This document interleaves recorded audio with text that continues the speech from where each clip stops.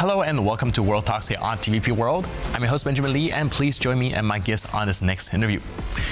Russia has steadily expanded its footprint across Africa, replacing the Wagner Group with the Kremlin-controlled Africa Corps, while deepening ties with military-led governments in the Sahel.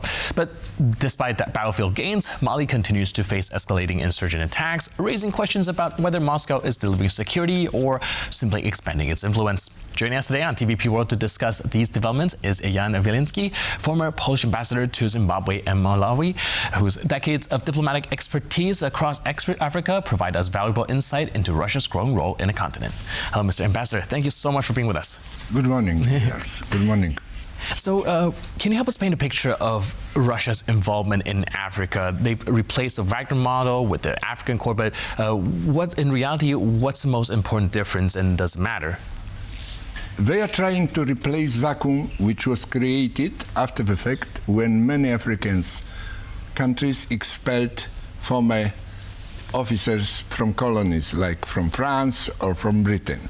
And there was a vacuum which was immediately taken by Russia, which saw as a unique opportunity to influence both African countries politically and geographically. And the situation was for Russia very favorable. Why? Because the area, Sahel area, is very unstable. So many African governments in Mali, Niger, Central African Republic also have requested for Russian forces to protect their government and to protect stability in the area. Of course, it's not a full stability, but mostly stability which is extended to the main town, while the villages are controlled by jihad or other groupings which are considered to be a terrorist. Additionally, they also provide the security for the presidents of those countries. So it is another element why they are there. And the third element, that they are going also to exploit the mineral resources in this country, because they don't do it for nothing. They are doing it for minerals, for money. And it is easy situation also for Russia. Why? Because they only provide the armament for these groups, but they do not pay them. All right.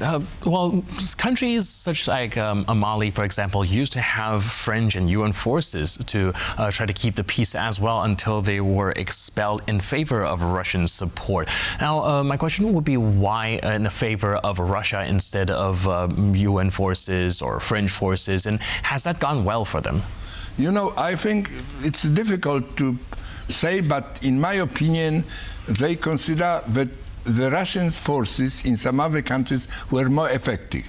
You should take into consideration that in Mali the situation is unique. You have a terrorist group, Jamal al-Nusrat, and additionally you have a liberation movement of Tuaregs. Recently, it was in these two groupings decided to go into alliance.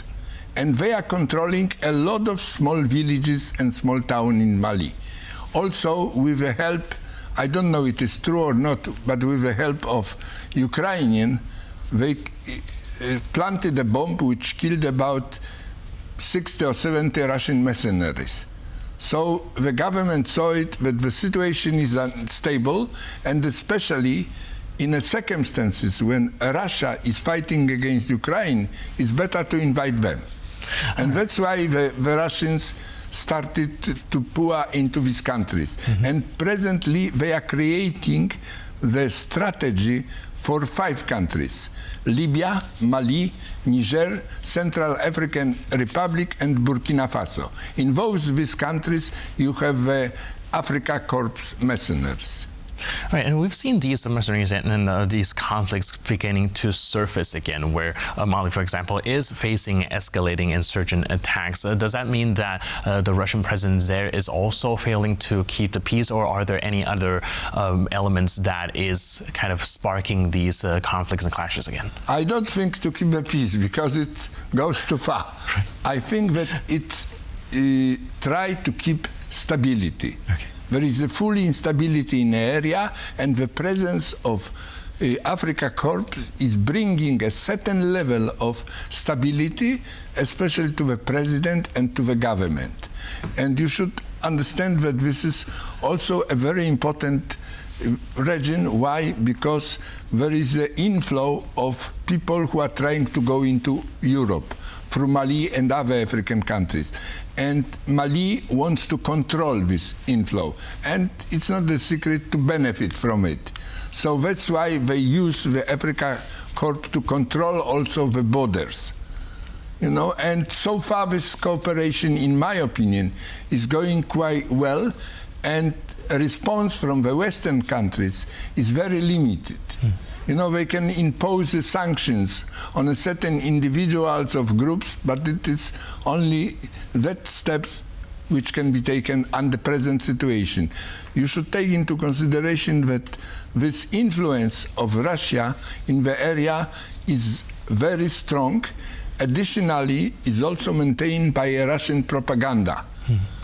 So you have the situation when in some African countries you can see African flags and Russian flags during the demonstration.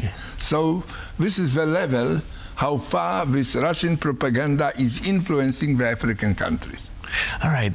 You've seen that you said that for a lot of Africans, the Russian forces there are seen as more effective, and there is a preference over them over the European and Western forces and collaboration as well. What is Russia doing there well, or is it the failing on the European part that it make them seem well less effective compared to their Russian counterparts? You know, I think that European Union, for example, was sending the military experts, was trying, also money was trying to simply teach the military in Mali, Niger, the military tactics.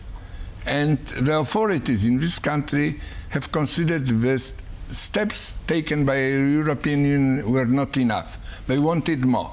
And under the agreement, European Union couldn't send the European Union troops, only experts, military experts, who were training. So they decided to bring Russians who are more effective because they are mercenaries. They have weapons and they can fight and act in every situation. And for example, if you take into consideration the case of Kidal, this is the old capital of Tuareg so-called state. So it was invaded by Mali troops and Russian mercenaries. And this is where the problem started. And this brought the agreement between Jama and Liberation Front of Tuareg. Do you think it is in European interest to actually compete with Africa in this space when it comes to influence? And do you think that measures will be taken in order to also wrestle influence? Or do you think at this point Europe is taking a more kind of hands-off attitude? You know, we have an interest because also we want to say that what we proclaim, democracy, civilian rule of a government, is very important if you want to develop economically. But the another problem is, do we have a strategy to do it? And this is I consider the weak side of the European Union policy, also American policy. Right now, in my opinion, let us say Africa was slightly deserted by us. You know, and that's why these successes of Russia, especially in Sahel region, are so great, because you can read every day that they are competing with terrorists, and this is what government of those countries, Niger, Mali, Burkina Faso, Central African Republic, like. Right. And I think until we do not find a way how to compete terrorist group in the area, it will be very difficult to take the Russians out from the action in those areas. All right, and last but not least, how is all this power struggle and conflicts impacting local civilian life? Very badly, very badly. There are a lot of people who are deserting their own places. You know, they go to their families. They are trying also to go to villages, because as a rule, villages, like in Mali, are protected by Tuareg groups. And government very seldom is trying to attack these local villages.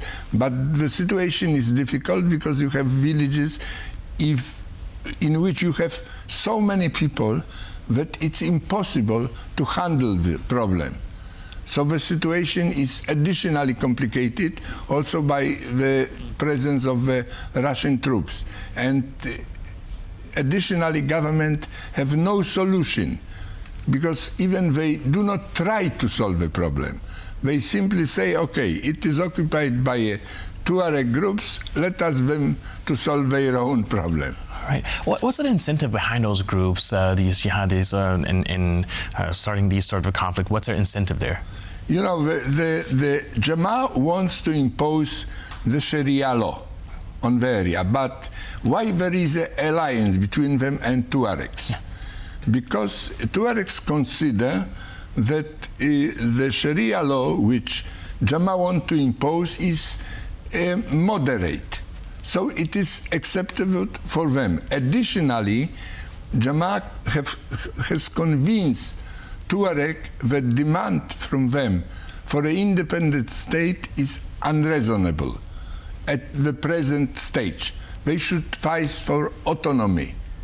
And that's why the goals of both organizations were similar. Right. So they decided to sign the alliance and fight together against Malian government. Right, and unfortunately, we might have to see this conflict go on for a little bit. Thank you so much for shedding light on this very complex situation, Mr. Ambassador. Really appreciate it, and thanks for being with us. Thanks a lot. Cheers. And thank you for tuning into this edition of World Talks. But for more news, update, and commentary, please stay tuned to TVP World.